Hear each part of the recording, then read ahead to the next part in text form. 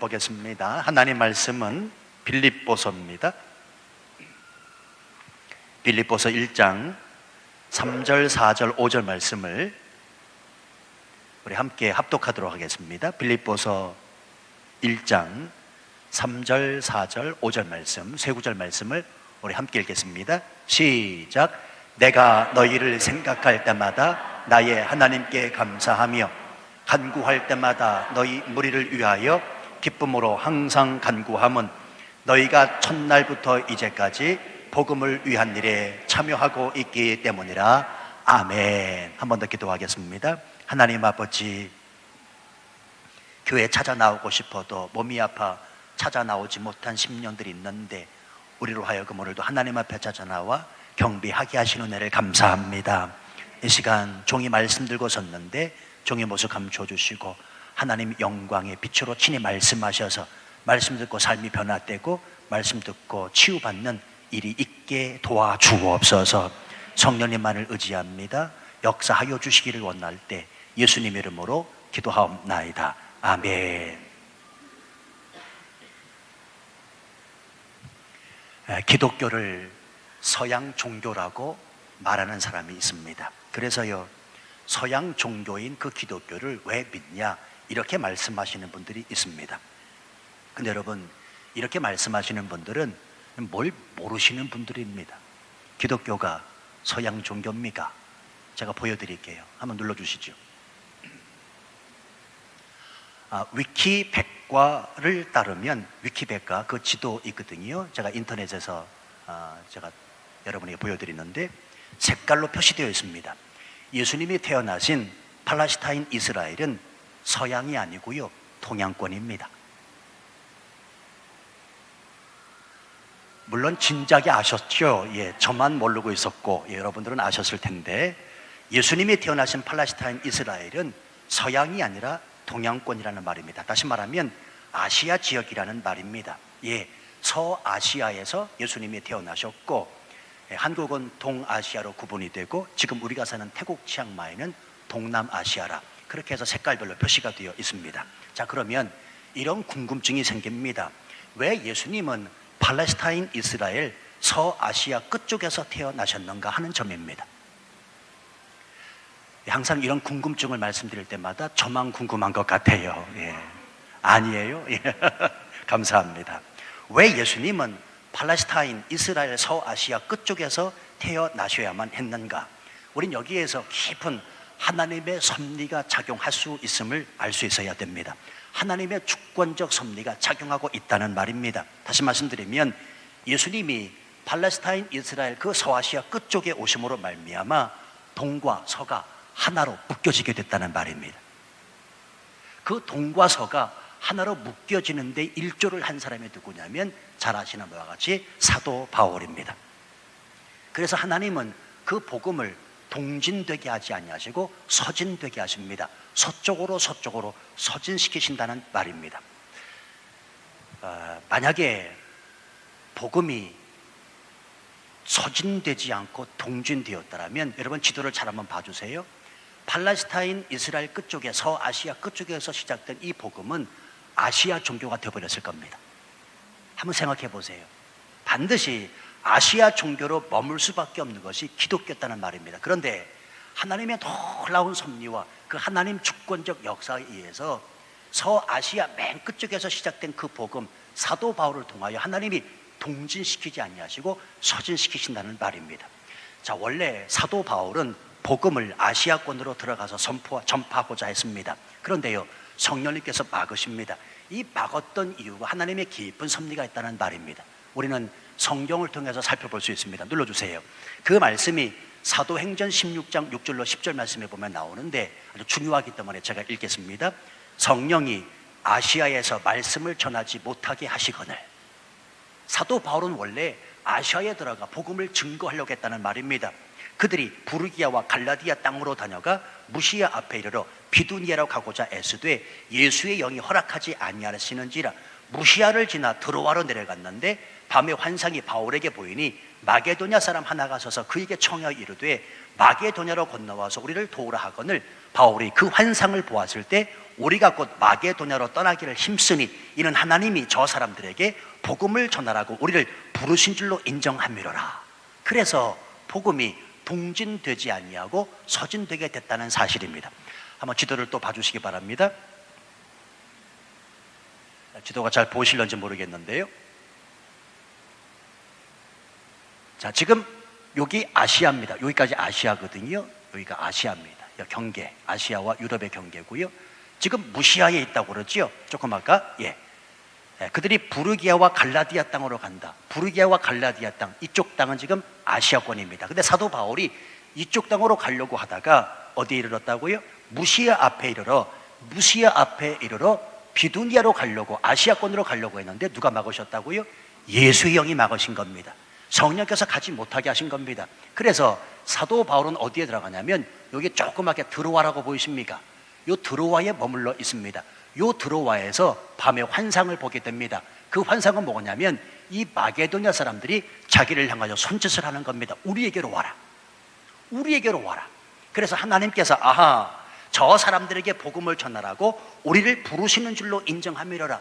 사도 바울 일행은 하나님께서 동진이 아니라 복음이 서진되기를 원하신다는 사실을 깨닫고 요 드로아, 여기가 보스포러스라고 하는 해협이거든요. 요 해협을 건너서 마게도냐 지방으로 들어가게 되는 겁니다. 근데 여러분이요, 제가 오늘 말씀드리고자 하는 것은 중요한데 오늘 요 마게도냐에서 중요한 지역 하나가 있습니다. 요 보스포러스 해협을 딱 지나가 유럽 관문인 요 문을 지나가면 잘 보이실런지 모르지만 빌립보라고 하는 곳이 있습니다. 마게도냐 지역 안에 빌립보라고 하는 지역이 있다는 말입니다. 요 해협을 따라 바로 건너 들어간 도시가 바로 빌립보 성이었던 겁니다.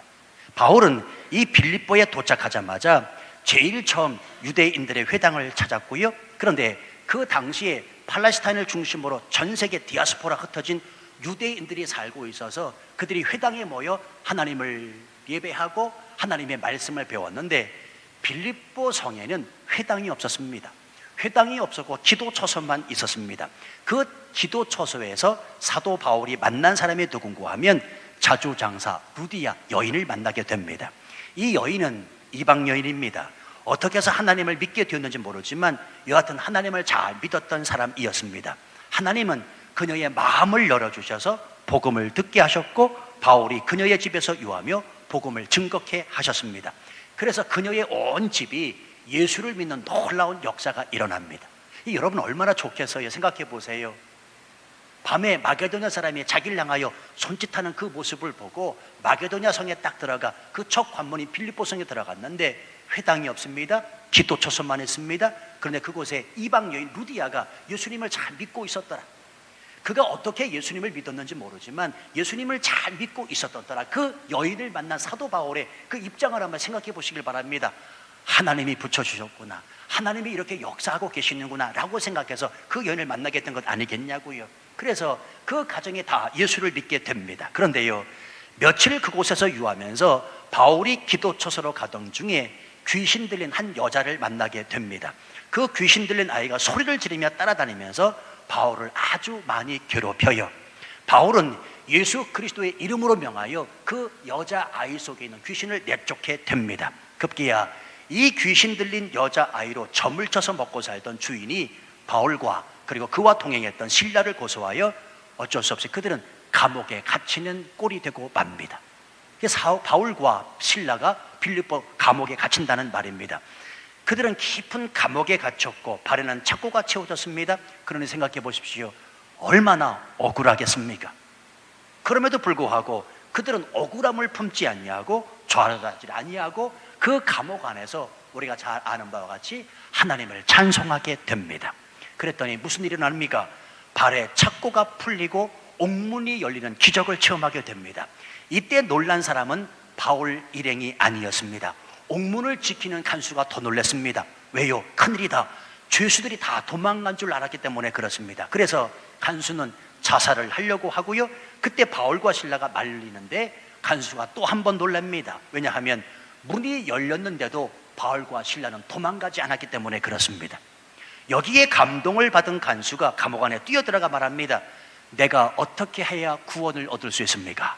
이때 바울과 실라가 그 유명한 사도행전 16장 32절 말씀, 이 유명한 말씀을 전합니다.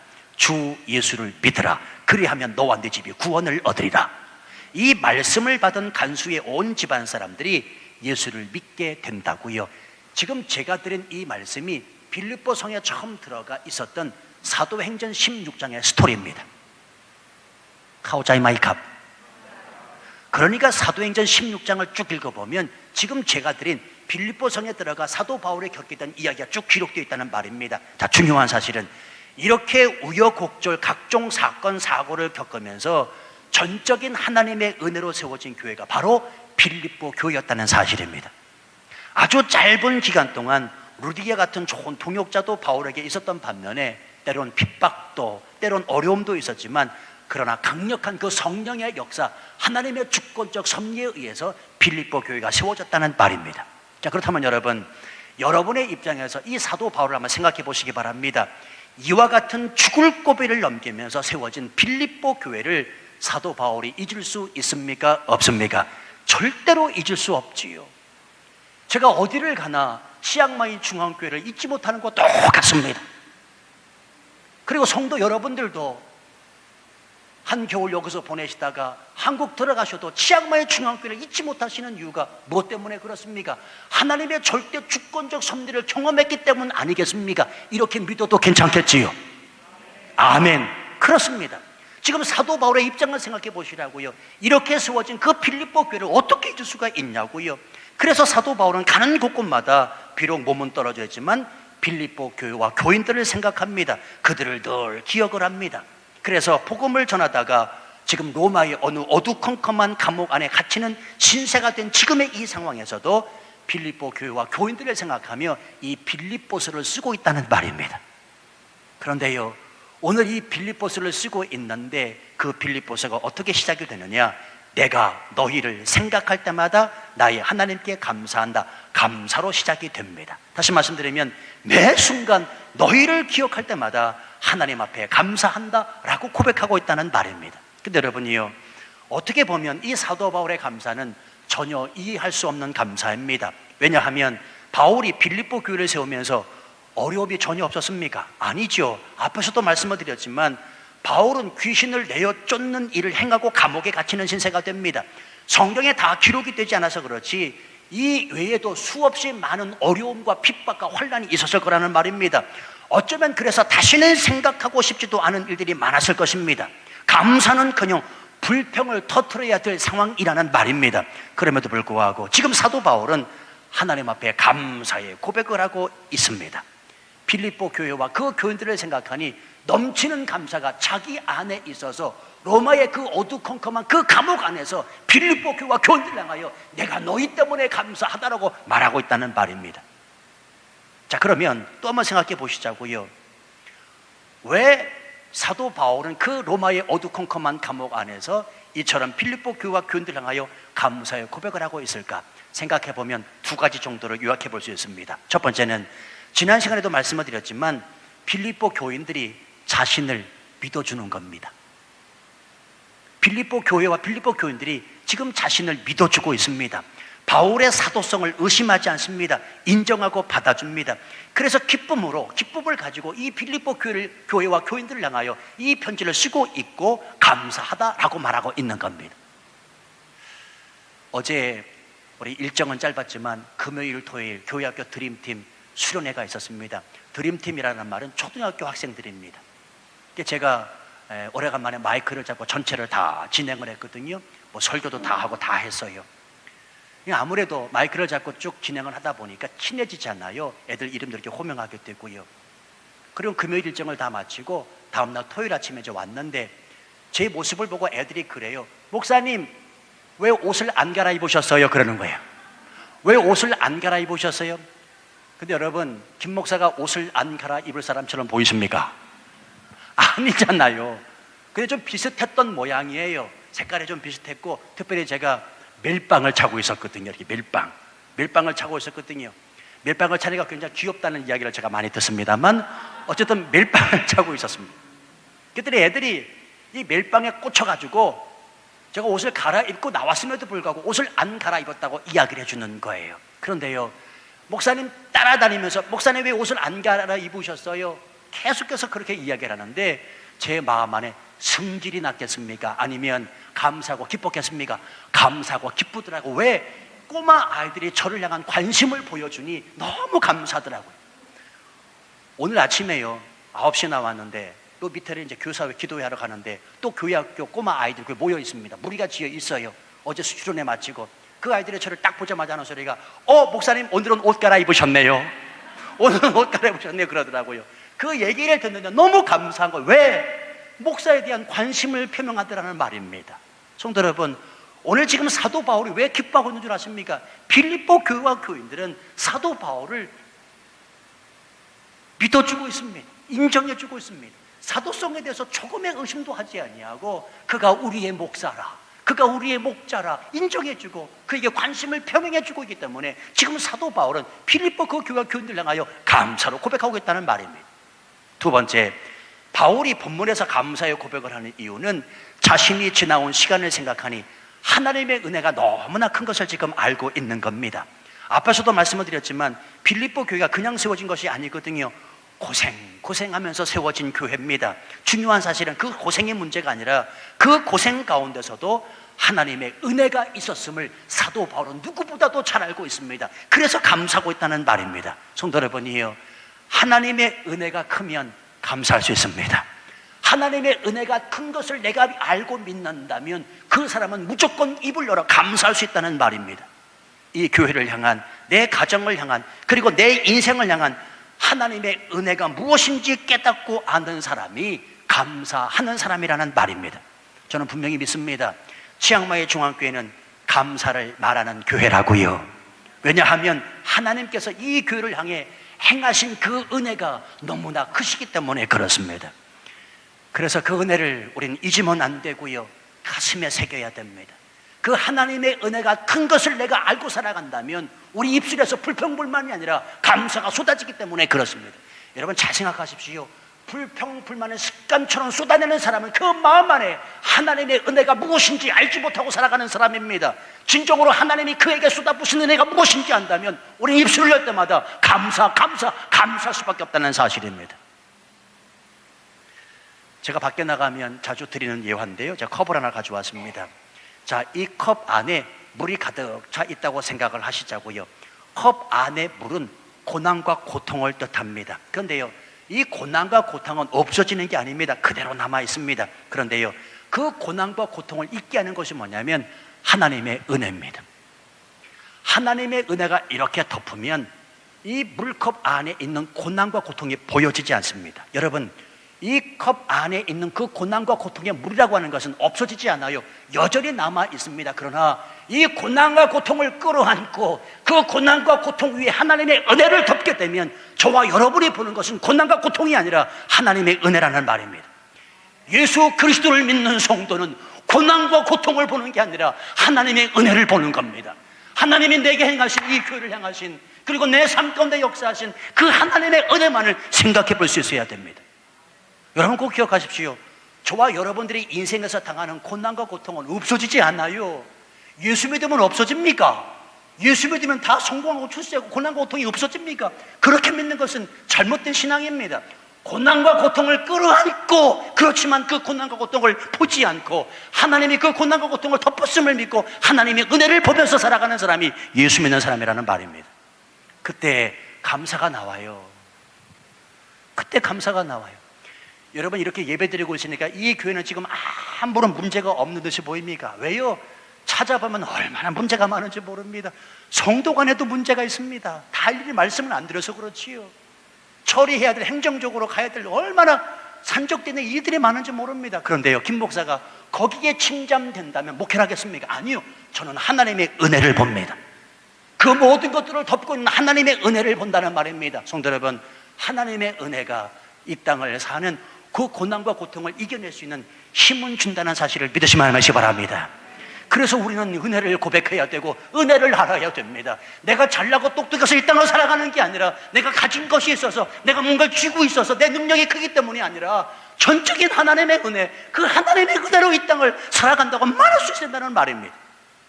교만한 사람은 하나님의 은혜를 말하지 않습니다. 자기가 다 했다고 말하는 사람입니다. 아니요, 예수 믿는 사람은 모든 것이 다 하나님의 은혜로라, 하나님께서 지켜주셨고 보호해주셨기 때문에 내가 이 땅을 살아갈 수 있다고 고백해야 된다는 말입니다. 그때 감사가 나옵니다. 성도 여러분이요, 우리 인생의 고난과 고통에 침잠되어 살지 마십시오. 우리 인생의 고난과 고통은 없어지지 않습니다. 전적인 하나님의 은혜, 그 은혜만 바라보실 수 있는 저와 여러분 되시기를 주님의 이름으로 축원합니다. 지금 바울을 보십시오. 너희를 생각할 때마다 나의 하나님 앞에 감사한다. 무슨 이야기입니까? 감사의 조건이 너희라고 말하고 있습니다. 어느 사람처럼 생각할 때마다 신경질과 짜증이 아니라, 생각할 때마다 혈압이 오르는 것이 아니라, 생각할 때마다 그 사람이 싫은 게 아니라 생각할 때마다 감사하다는 겁니다. 뿐만 아니라 급기야 그래서 그 감사의 조건인 대상을 향해 뭐 하고 있습니까? 기도하고 있습니다. 4절 보세요. 간구할 때마다 너희 무리를 위하여 기쁨으로 항상 간구함은. 근데 여러분이요, 이렇게 기도하는 바울의 마음에 지금 무엇이 가득합니까? 기쁨이 있습니다. 기쁨으로 가득하다고요. 아니, 지금 감옥 안에 들어가 있는 사람이 뭐가 기뻐요? 생각해 보세요. 우린 빌립보서를 쭉 살펴보면서 항상 이 생각을 하고 계셔야 됩니다. 감옥 안에 들어가 있는 사람이 지금 뭐가 기쁘겠습니까? 생각을 해보시라고요. 지난 시간에도 말씀드렸지만 우리의 기쁨은 자유함에 있습니다.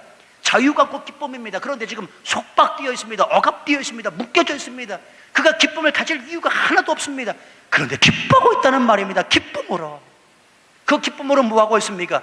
간구할 때마다 너희 무리를 위하여 기쁨으로 항상 간구한다. 성도 여러분, 한번 여쭤볼게요. 여러분이 어떤 사람을 위해 기도해 주면서 막 기쁨이 느껴지셨던 적이 있으십니까? 기도를 안 하니까 잘 모르시죠? 어떤 사람을 향해서 내가 중보기도 하는데 막 내 마음 안에 기쁨이 느껴져요. 지금 바울과 빌립보 교회와 교인 간의 관계가 적어도 이런 관계라는 사실을 잊으시면 안 됩니다. 서로만 생각하면 하나님 앞에 감사하고 서로에게 기쁨을 주는 관계라는 말입니다. 그래서 기도하고 있다는 말입니다. 지금은 솔직히 예전처럼은 아닌데요, 예전에는 이 교회에 교인들 이름이 쭉 적힌 조그마한 책이 있었습니다. 가나다 순으로 맨 뒤편에 보면 성도들의 이름이 쭉 되어 있었는데, 제가 그것을 가지고 한 분 한 분 기도한 적이 있습니다. 새벽마다 가부터 시작을 쭉 이렇게 해요. 가부터, 기억부터. 저희 교회 기억의 첫 번째가 누군 줄 아세요? 강림은 집사님이세요. 기억 첫 번째. 기억부터 쭉 기도를 해요. 그런데요, 쭉 살피면서 기도하다가 어느 이름 앞에서는 막 기뻐요. 그분을 떠올리면 흐뭇해요. 기분이 좋아집니다. 근데 아십니까? 어느 분 이름 앞에서는 기도가 턱 막힙니다. 어느 분을 위해서 기도할 때는 슬퍼집니다. 안타까워집니다. 그가 불쌍해지기까지 합니다. 왜 그럴까요? 여러분, 목사의 슬픔과 안타까움이 다른 것이 아니죠. 신앙생활을 제대로 해야 하는데, 믿음 생활을 잘해야 되는데, 하나님 아버지가 어떤 분이신가에 관하여 분명히 믿고 알아야 되는데, 1년이 가고 5년이 가고 10년이 감에도 불구하고 하나님 아버지가 내게 베푸신 그대를 깨닫지 못하고 여전히 자기 중심으로 살아가고 있는 그 사람을 위하여 기도할 때 목사의 마음은 슬프고 안타깝고 불쌍해지더라는 말입니다. 그런데 지금 바울은 빌립보 교인들을 생각하며 기도할 때마다 기분이 좋아집니다. 기쁨이 넘친다고요. 왜 그랬을까요? 그 이유에 대한 결론 구절이 바로 5절의 말씀이에요. 5절 보세요. 너희가 첫날부터 이제까지 복음을 위한 일에 참여하고 있기 때문이라.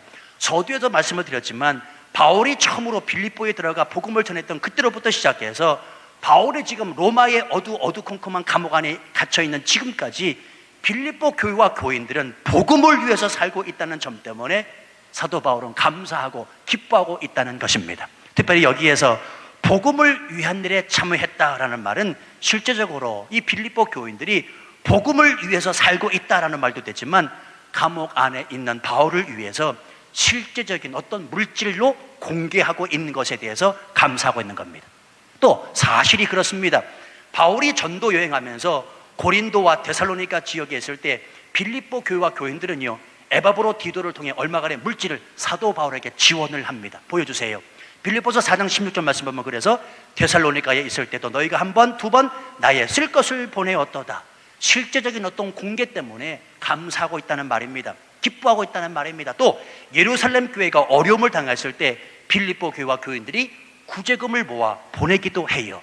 로마서 15장 26절 말씀 보면 이는 마게도냐와 요 마게도냐 지역 안에 빌립보 교회가 포함되어 있는 겁니다. 그 빌립보 교회 교인들은 예루살렘 성도 중 가난한 자들이 와요 기쁘게 얼마를 연보하였습니다. 이 같은 빌립보 교회와 교인들의 행위에 대해서 사도 바울은 금전적 가치를 떠나 이것을 사랑으로 받아들이고 있고요, 그래서 감사하고 있고 그래서 기뻐하고 있다는 말입니다. 또 오해하실까 봐 제가 말씀드립니다.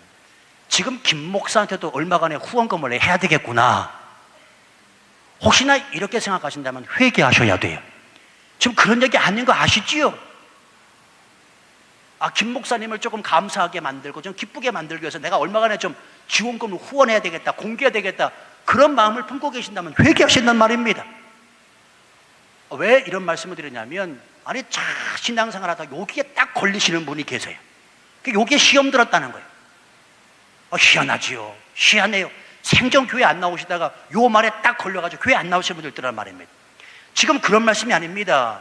그런 말씀이 아니고, 이런 사랑을 감옥 안에서 받고 있는 바울이 느꼈을 그 감정은 다른 게 아니라는 말입니다. 따라서 합시다. 나는 혼자가 아니구나. 지금 사도 바울은 이 빌립보 교회와 교인들의 그 사랑을 통하여 이걸 느끼고 있는 겁니다. 나는 혼자가 아니구나. 생각해 보십시오. 컴컴하고 축축하고 습기 찬 그 감옥 안에서 바울도 인간이기에 한없이 절망하고 실망했을 것입니다. 그러나 그는 지금 기뻐하고 있습니다. 왜요? 혼자가 아님을 알고 있었기 때문입니다. 빌립보 교인들이 나를 이렇게 생각하는구나. 그 사랑을 받은 바울은 넘치는 그 감격으로 그 하나님을 향하여 감사의 고백을 하고 있다는 말입니다. 그래서 그들을 위하여 또한 기도하고 있다는 말입니다. 성도 여러분이요, 교회 공동체는 이걸 깨닫는 겁니다. 아주 간단해요. 따라서 하십시다. 나는 혼자가 아니구나. 교회 공동체는 이것을 깨닫는 겁니다. 현대인을 가리켜서 하는 말 중에 이런 말이 있지요. 군중 속의 고독이라. 수없이 많은 사람들이 있지만 그래도 고독함을 느낀다는 겁니다. 외로움을 느낀다는 겁니다. 근데 여러분이요, 교회에 나와서도 이런 감정을 느껴서는 안 됩니다. 만약에 교회 안에 속해 있으면서도 이런 감정을 느낀다면 딱 둘 중에 하나입니다. 첫 번째는 그렇게 생각하는 그가 잘못되었든지 아니면 교회가 잘못이든지. 잘 한번 생각해 보세요. 내가 교회 공동체 안에 속해 있는데 여전히 나는 외롭습니다. 나는 고독합니다. 나는 혼자라는 생각이 듭니다. 그럼 딱 둘 중에 하나 잘못이라니까. 첫 번째, 그렇게 생각하는 그가 잘못이든지 아니면 이 교회가 잘못된 교회이든지. 대개 보면요, 제 경우에 있어서 교회가 잘못될 일은 없습니다. 다 그 사람 문제지. 사람 문제지 교회가 잘못이 아니라는 말입니다. 기억하십시오. 예수 그리스도의 이름으로 모인 교회 공동체의 힘은 다른 것이 아닙니다. 나는 혼자가 아니구나. 나는 혼자가 아니구나. 바로 이것입니다. 그러므로 여기에 모인 우리는 나는 혼자라는 생각을 해서는 안 되고요, 우리 무리 중에 외톨이가 있어서도 안 되고요, 왕따가 있어서도 안 되고 왕따를 시켜서도 안 됩니다. 왜냐하면 우리가 주 안에 있는 복음을 위해 사는 사람들이기 때문에 그렇습니다. 성도 여러분요, 소망합니다. 이 교회는 그리스도 예수 안에서 참다운 사랑을 나누는 교제가 있어지길 소망합니다. 그래서 생각할 때마다 하나님 앞에 감사가 있고, 생각할 때마다 하나님 앞에 기도하여 기쁨이 넘치는 교회 되기를 소망합니다. 이것이 오늘 우리를 향하신 하나님의 말씀이요, 우리 하나님 아버지의 뜻이라는 사실을 깊이 마음에 새겨 한 주간 주의 이 뜻을 이루며 살아갈 수 있는 우리 모두가 되시기를 주님의 이름으로 축원합니다. 우리 함께 찬양하지요.